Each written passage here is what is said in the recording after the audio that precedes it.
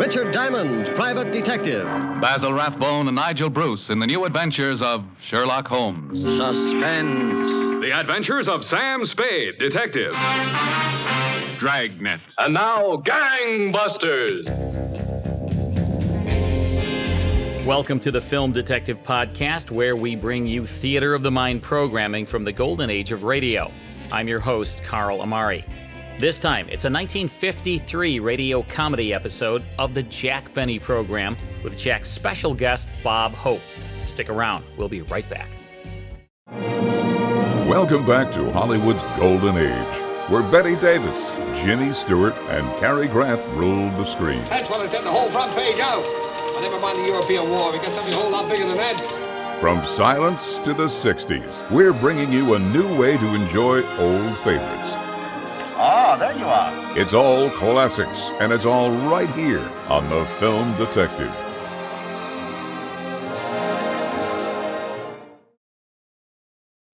Born in Chicago, February 14th, 1894, Benjamin Kubelski would later become known as Jack Benny. As a boy, he was encouraged by his Jewish immigrant parents from Poland to become a concert violinist.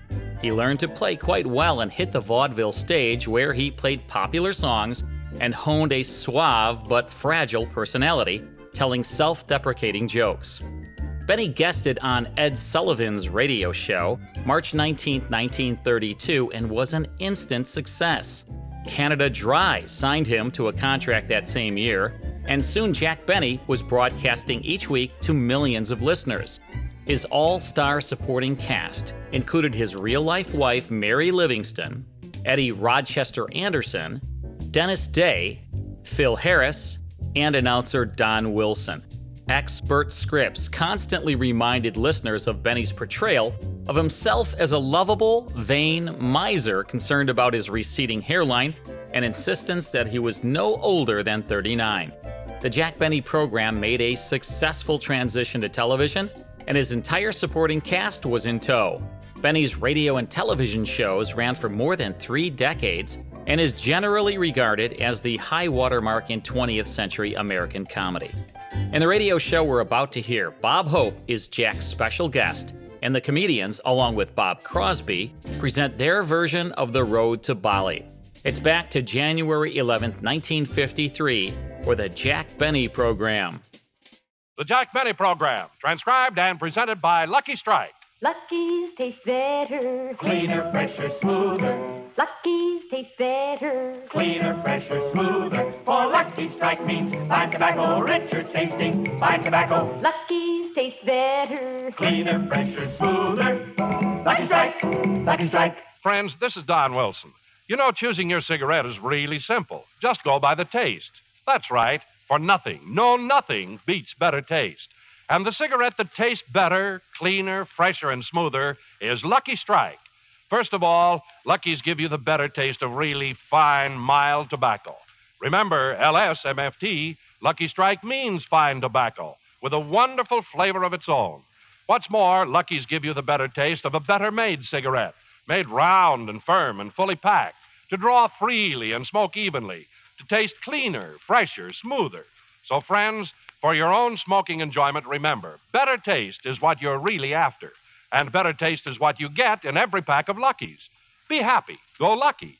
Make your next pack Lucky Strike. Lucky's taste better. Cleaner, fresher, smoother. Lucky Strike, Lucky Strike.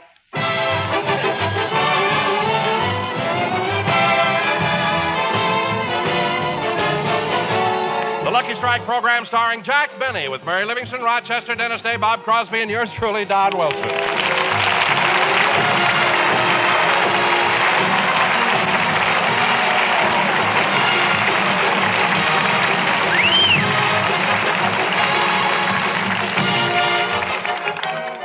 Ladies and gentlemen, in just 9 more days, a new tenant will move into the White House. And tonight, since we can't bring you the distinguished and lovable tenant, we bring you the mean old landlord, and here he is, Jack Benny.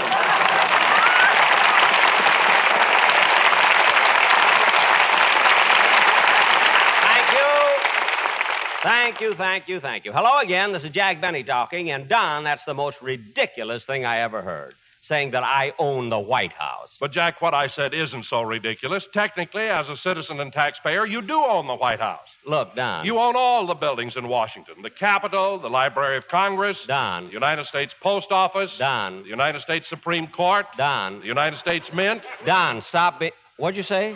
What'd you say? The Mint? What'd you say, Don?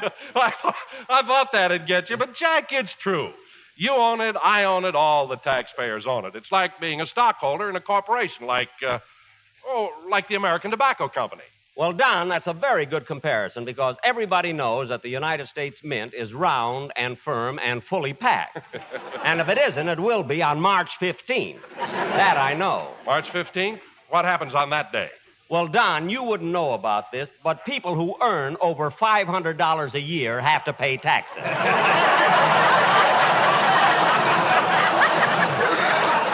Oh, hello, Mary. Hello, Don. Hiya, Mary.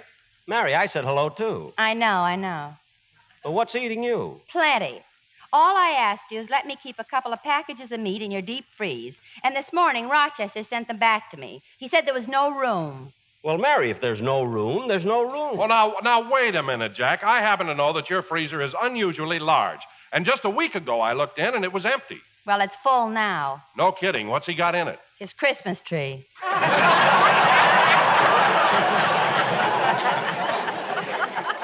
All right, what's wrong with preserving a Christmas tree? Jack's right, Mary. It isn't any of our business what he keeps in his deep freeze as long as he has plenty of meat, like those steaks he served us last night. Some steak. What do you mean, some steak? If you didn't like it, why did you eat so much? I was trying to guess whether it was Dancer, Prancer, Donner, or Blitzen. They were not reindeer. Those were very fine steaks. Didn't you see the government stamp on them? Grade A? Mine said Merry Christmas. I wrote that on there myself. Now, look, Mary, we have a show to do tonight and a very important sketch. So let's try... What in the world was... Bob! Bob, what happened? Well, Sammy, the drummer, he fell off the bandstand. What? Well, Jack, it isn't what you think. No? See, the boys in the band are just such practical jokers. Practical jokers? Why, what did they do? Well, they took the electric wire that goes to Remley's guitar and taped it to Sammy's chair. Well, of all things, wiring up his chair with electricity. I can't understand Sammy falling for it. Didn't he suspect anything when he sat on those wires? Well, he didn't even get suspicious when they slit his pants legs.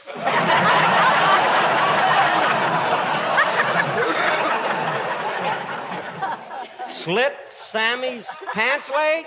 Yeah, they didn't have to shave his head. That I know. But, Bob, I think the boys are going too far. Sammy could have gotten electrocuted. Oh, well, that's what the boys figured. So last night they took him to a cafeteria and told him to order anything he wanted. Bob, you mean you went with him? Oh, no, Jack, no. Don't you remember I was at your house? Oh, yes. Hey, by the way, what kind of steaks were those you served last night? Huh? Well, I went to bed, and every time I turned over, I heard sleigh bells. Now, cut that out. I invite the whole gang over for a steak dinner. Instead of being grateful, you all make cracks about it being reindeer. The only one that hasn't is Dennis. I can't talk. I've got an antler stuck in my throat. An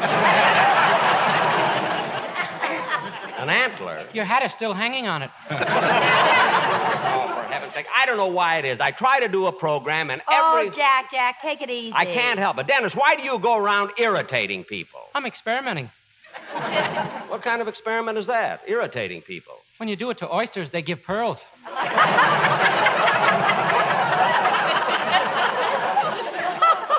Mary, you talk to him, will you? Dennis, you better sing your song. Okay.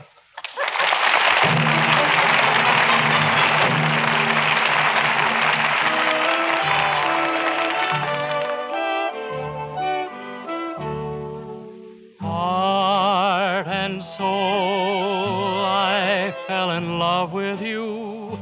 Heart and soul, the way a fool would do, madly, because you held me tight and stole a kiss in the night. Heart and soul, I beg to be adored. lost control and tumbled overboard. Gladly, that magic night we kissed, there in the moonlit. Oh, but your lips were thrilling, much too thrilling.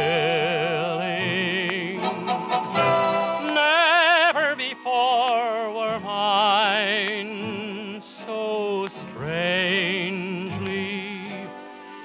willing, but now I see what one embrace can do.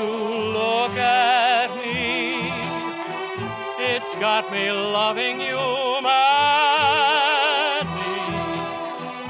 That little kiss you stole held all my heart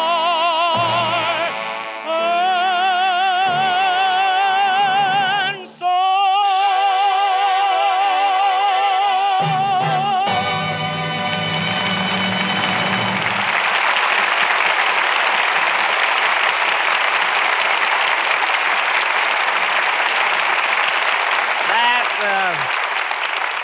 That was Dennis Day singing Heart and Soul. And very good, Dennis. It was excellent. And now, ladies and gentlemen, who can that be? Hello? Hello, Mr. Benny. This is Rochester.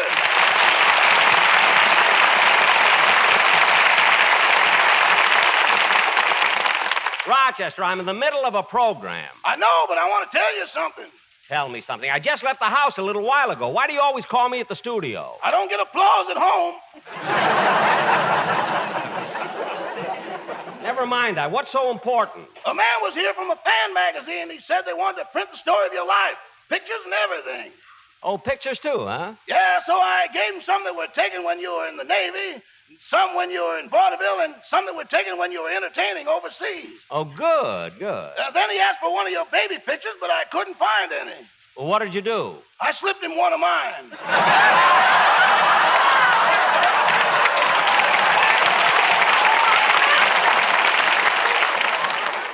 What? Then he asked me a lot of personal questions, and I told him you were the nicest, kindest, and most considerate man I ever worked for. Well, thank you. Then he brought up the subject of your generosity. Uh-huh. So I told him for Christmas you gave me a bonus of $5,000. You told him I gave you $5,000? What made you think he'd believe that? Boss, when he didn't question the baby picture, I knew he was vulnerable.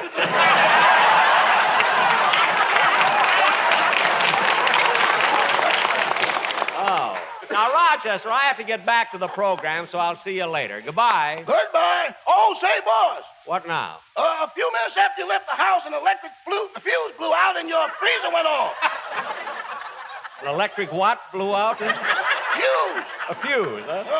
Am I, Your freezer went out. My freezer went off, I see. Good. Well, what happened to all the things I have in it? Well, your Christmas tree is all right, but 2 snakes thawed out and ran up the chimney.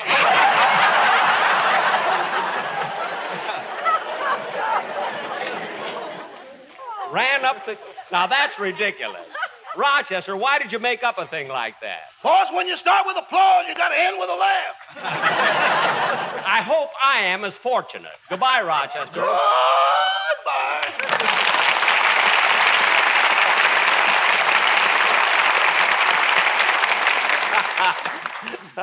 You know, Rochester may not be a good butler, but he certainly... Oh, what's the matter, Jack? I wrote an ad lib in here, and I can't find it.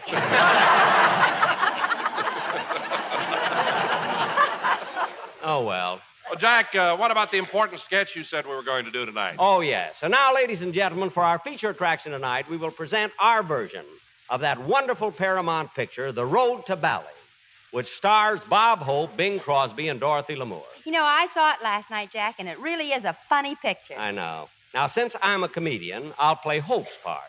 And since Bob Crosby is Bing's brother, he'll play his part. And Dennis... Okay, but I look lousy in a sarong. Look, you're not playing Dorothy Lamour's part. You're going to be a native we met in the jungle. A headhunter. A headhunter? Yes, and before we start, go hunt for your own. About time I had a joke in here anyway.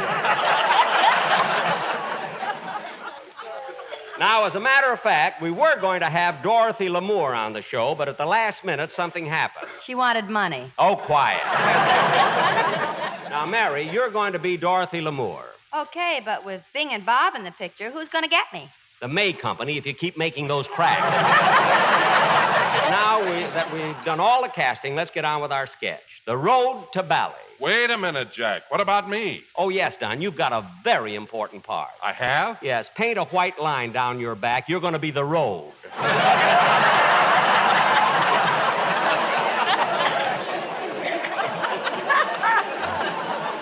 And lie straight out. I don't want any detours. And now, ladies and gentlemen, for our feature attraction of the evening, The Road to Bali.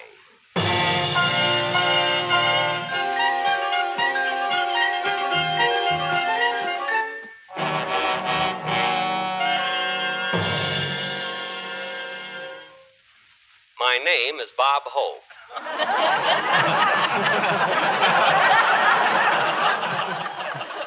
My vaudeville partner, Bing Crosby, and I were stranded in Australia. We were broke and hungry and had no friends in Australia, so finally, in desperation, we became pickpockets. The first pocket I picked, nothing. The second pocket, nothing.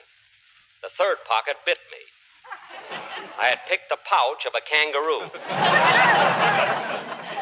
After days of continued bad luck, we were walking down the street when I turned to my partner and said, "Gosh, 4 days and nothing to eat. I'm starved." Say, Bing. When the blue of the night meets the gold of the day.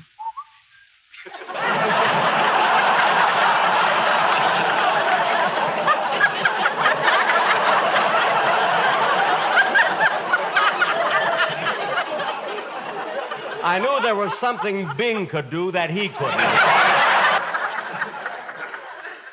Bing, I can't understand why I'm a failure. I'm a talented dancer. I'm a wonderful singer. I'm a great actor. I'm a big star. You're a big hand. Look, it's Bob Hope.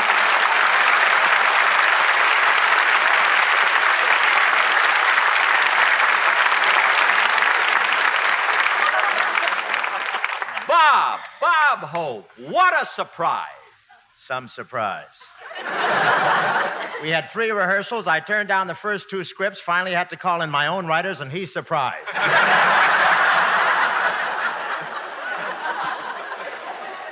Look, Bob. You can go home if you want. I've got a monologue here that will run through Amos and Andy, Edgar Bergen, and right up to the weather report. Weather report? Dull today, funny tomorrow. Oh, yeah? Well, let me tell you something. Rochester may not be a good butler, but he certainly... Oh, my goodness, I wrote it on the wrong page. Now,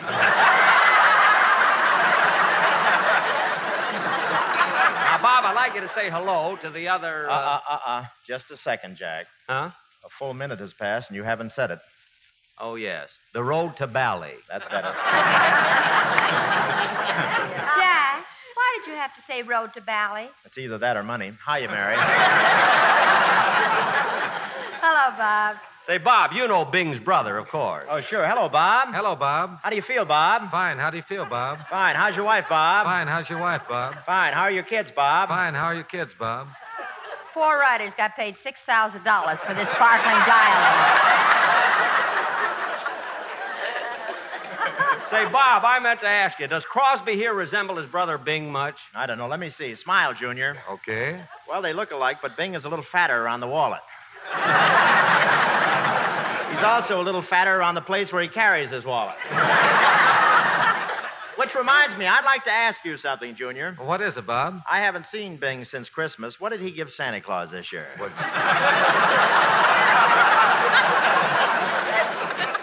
Well, Bob, you know Bing. He doesn't splurge too much around Christmas time. He gives his biggest gifts on March 15th. Amen, brother. Say, Bob, how come you haven't seen Bing for such a long time? You're both at Paramount, aren't you? Yes, but they changed our dressing rooms and we're not next to each other anymore. I meant to tell you, Jack, they gave me your old dressing room. No. Really? Imagine that. My old dressing room. Gosh, I can still picture it. Start right through anywhere through there. It's all fine. That's what they did, Jack. What? I was dressing room. I was okaying your line. I see. Well, I can still see my old dressing room. There's a big landscape painting on one wall, a window on another wall, and what's on the third wall? 6 wash basins.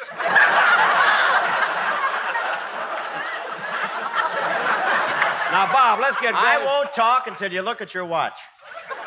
Oh, yes, road to Bali. Gosh, 2 minutes go fast here. Thanks, Jack. Now, there's something I want to do for you. What's that? Well, I wrote special lyrics to my theme song, Thanks for the Memory, and I'm going to sing it to you with a Sportsman's Quartet. Oh, that's swell, Bob. Come on, let's hear it. Okay.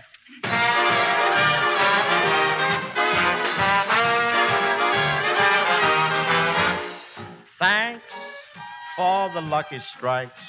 The pack you gave to me of LSMFT is more than I expected. Thought I'd have to work for free. Oh, thank you so much. Thanks for the lucky strike. A sentiment we share, you hear it everywhere. A lucky strike is better made, just tear and then compare. Oh, thank you so much. Listen, Bob, on your new program, can you use a hungry quartet? Of course, and I'll pay you in Jell-O. Yes, all you can eat. Oh, boy, what a treat. Well, thanks for the offer, Bob. We'd really like to go and be part of your show, but we are stuck with Benny and for very little dough. But thank you so much. We like the taste of a lucky. There's nothing as good, no, there's nothing. For real smoking pleasure, start puffing. A lucky strike, the smoke you like. So thanks for a lucky strike. The smoke we all enjoy, no loose ends to annoy. From Florida to Washington, from Maine to Illinois. So thank you so very much.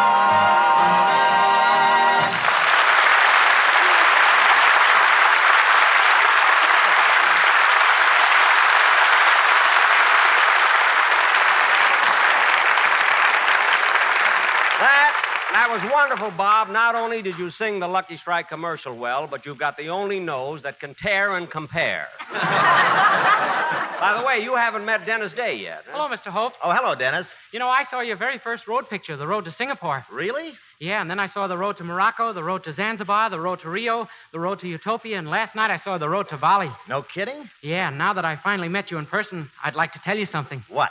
You're nothing without Bing Crosby.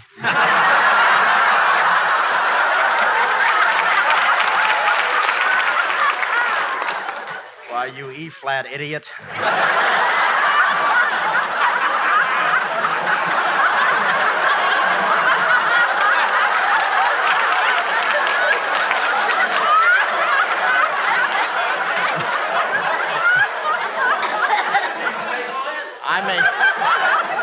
I may cut the strings off you and let you just dangle.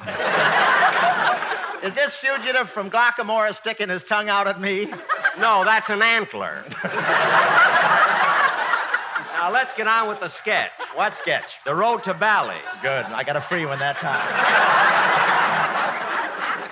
I know, but I'm putting my watch ahead. Well, let's get on with the sketch. Okay.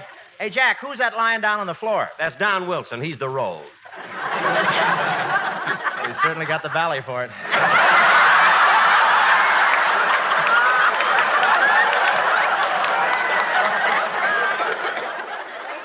Oh, yes. Say, Jack. What? I couldn't think of anything to say then, so I thought it was better to shut up. What? I was trying to think of a freeway line, but I couldn't finish it either.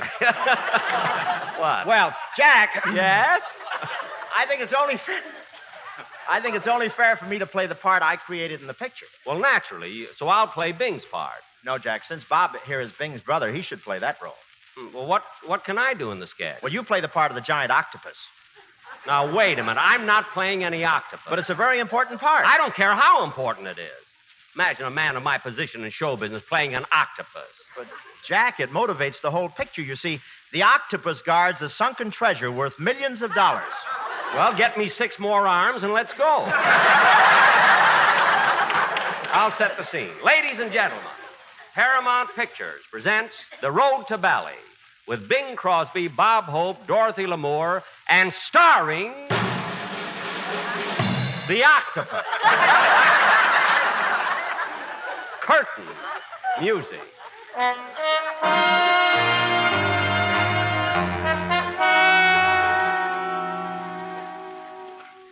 name is Bob Hope. Crosby and I left Australia bound for the South Sea Islands to look for sunken treasure. We landed on the island of Vaudeville and became hopelessly lost in the jungle. For days, we wandered through a tangle of vines, and then we came to a rubber plantation, went through it for quite a stretch. Rubber stretch? If I'd known I was going to get dialogue like this, I'd have worn top hat and white tie. No pants. You got to get laughs, you know. As we reached a clearing on the other side, we were surrounded by a fierce tribe of cannibals and their beautiful white princess. And my agent. The princess came up to me and said, me, native princess, who you? Oh, how do you do, ladies and gentlemen? This is Bob, What's Cooking Hope, telling all you cannibals that while I'd like to bring you joy, don't look at me when you want to put something in the pot, boy. No worry. My tribe not eat you. You very handsome man. Oh, wait a minute. You don't look like the real princess. Real princess not here. She want money. All I want is you, baby. Kiss me, Toots. Hey, wait a minute, Dennis. You read my line. Oh, no, I didn't. Yes, you did. Look at the script. It says Bob. That's me. It says boob. That's me.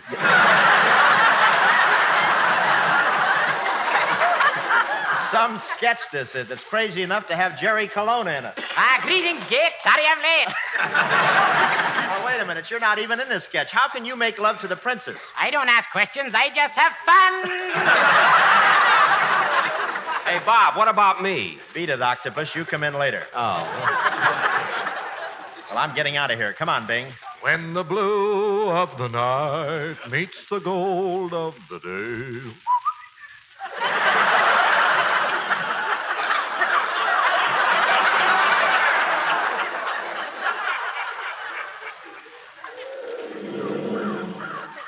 Watch those low notes, Bing. We resumed our long trek through the jungle. Then our bad luck began. We had no food or supplies. At night, we had to light fires to keep the animals away. Then our water supply ran out. We had nothing to drink. We went 3 weeks without a bath. Then the animals started lighting fires to keep us away.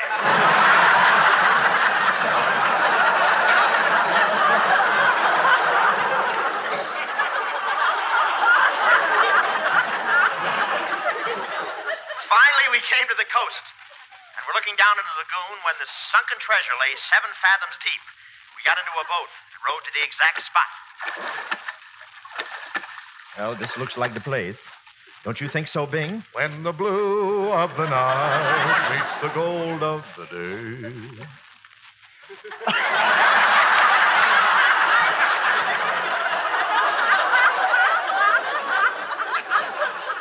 Now, look, I'll put this diving helmet on you. There. Now, go over the side and look for the treasure. Attaboy, Bing. Go down and get it. Here comes the giant octopus. That's me, folks. Oh, my goodness. The giant octopus ate up my pal Bing. Octopus, octopus, say something. When the blue of the night meets the gold of the day.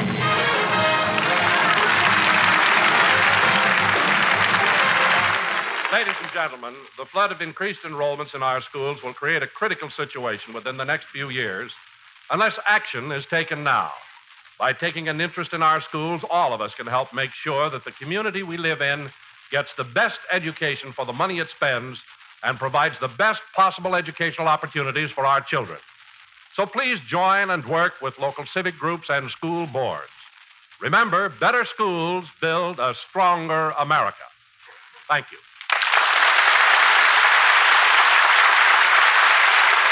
Jack will be back in just a moment. But first, a word to cigarette smokers. Nothing, no, nothing beats better taste. And remember, Lucky's taste better. Cleaner, fresher, smoother. Lucky's taste better. Cleaner, fresher, smoother. For Lucky Strike means fine tobacco, richer tasting. Fine tobacco. Lucky's taste better. Cleaner, fresher, smoother. Lucky Strike. Lucky Strike. friends, taste makes the big difference in cigarettes. For nothing, no, nothing beats better taste. And Lucky's taste better. Cleaner, fresher, smoother. But don't take my word alone for it. Just listen to this and judge for yourself. A nationwide survey based on actual student interviews in 80 leading colleges reveals that more smokers in these colleges prefer Lucky's than any other cigarette, by a wide margin, too. And the number one reason the students gave for smoking Lucky's was better taste. Yes, and I know you, too, will find that Lucky's taste better, cleaner and fresher and smoother. So enjoy the full, rich taste of fine, mild tobacco in a better-made cigarette. Yes, be happy. Go Lucky. Get better taste today. Be happy, go Lucky, get better taste today.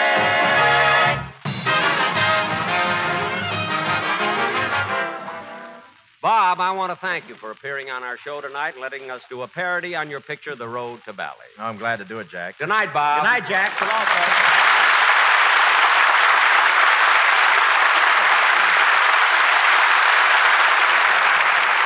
Ladies and gentlemen, be sure to hear The American Way, starring Horace Heidt, for Lucky Strike every Thursday night over the same station.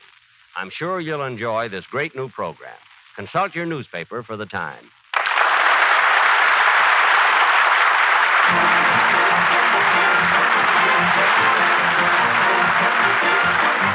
The Jack Benny program is written by Sam Perrin, Milt Josephsberg, George Balzer, John Tackerberry, and produced and transcribed by Hilliard Marks. Jack Benny program is brought to you by Lucky Strike, product of the American Tobacco Company, America's leading manufacturer of cigarettes. Stay tuned now for the Amos and Andy Show, which follows immediately over most of these same stations. This is the CBS Radio Network.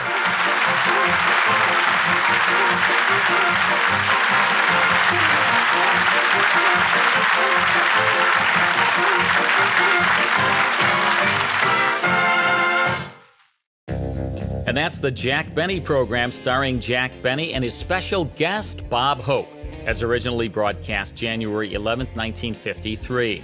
Next time on the Film Detective Podcast, it's a radio detective adventure of Boston Blackie starring Chester Morris, so don't miss it. To learn more about this series, visit thefilmdetective.com. See you next time.